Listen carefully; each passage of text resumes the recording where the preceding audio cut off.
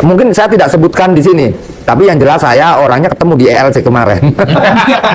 Ciri-ciri logika penjajah itu: satu, parsial; kedua, memberi tapi ingin mendapatkan. Dia memberi tapi ingin mendapatkan yang lebih banyak lagi. Terus kemudian nggak pernah peduli, nggak pernah peka tentang kerusakan lingkungan, tentang persoalan-persoalan masyarakat yang tanahnya atau misalnya sawahnya diuruk. Kemudian yang punya tanah nangis, kenapa tanah saya belum dibayarin diuruk? Kemudian kita nggak peduli.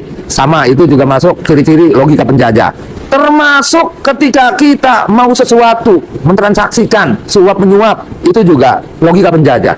Misalnya saya nih, korporasi, karena saya ingin melancarkan perizinan segala macam, sehingga saya lobby ke aparatur pemerintah terkait dinas ini, dinas itu dengan cara menyuap, itu juga logika penjajah. Yang menerimanya juga itu logika penjajah. Termasuk para pemangku kebijakan yang hanya berpikirnya untuk gentong nasinya sendiri gitu kan, untuk kesejahteraannya sendiri, kemakmurannya sendiri, nggak pernah memikirkan keumatan gitu kan, kerakyatnya sendiri. Itu juga logika penjajah. Nah, setelah saya berpikir ini, kok sepertinya logika penjajah ini sudah menjadi suatu kebudayaan di negara kita. Contoh misalnya, orang nyalon dewan, nyalon bupati, nyalon wali kota, nyalon presiden, nyalon apa aja, ini harus yang dipertanyakan awalnya itu amplopnya mana, gitu kan. Nah, ketika kita memberi amplop segala macam, ini juga logika penjajah, sehingga kemudian yang jadi pun jadi logika penjajah, gitu.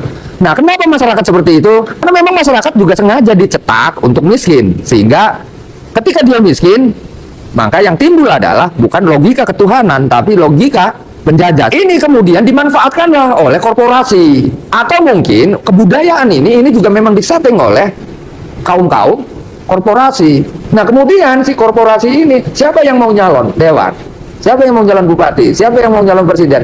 Nah, digelontorkanlah dana ini sebenarnya Pak, ke calon-calon tersebut.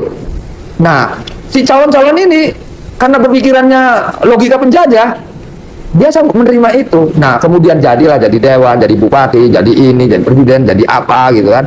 Nah, kemudian si korporasi ini, si penjajah ini mengendalikan mereka, mengatur mereka untuk menata satu negara. Tolong dong, tata ruang yang ada di daerah Pontang, Tirtayasa Tenara harus dirubah menjadi tata ruang industri.